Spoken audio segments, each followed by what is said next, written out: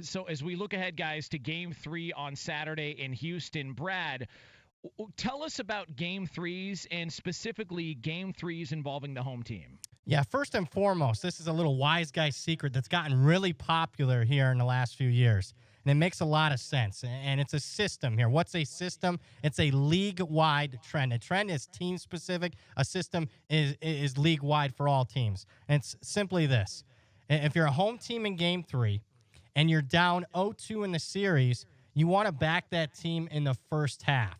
And since 2002, if you just blindly back every home team in Game 3 when the series and they're down 0-2, you'd be hitting in the first half 90 and 42. Not straight up. We're talking against the spread. 90 and 42, Jonas. Makes a lot of sense because who's going to be desperate? You're already down 2-0. You're coming back home for the first time in the series in front of your home crowd fans. You got to think they're going to give an extra effort. Maybe they're not good enough to last the full game, but certainly for the first half. And if there's their opponent, if there's going to be any time where you exhale a little bit, you're already up 2-0. It's just Game 3. You got another game in their building. Makes a lot of sense.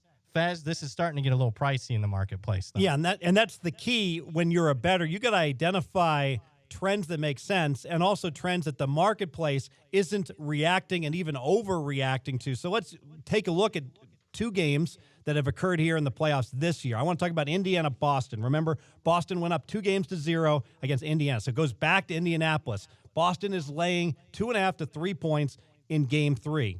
Correction, Indiana is laying 2.5 to 3 points. Indiana's also laying 2.5 to 3 in the first half. Guess what?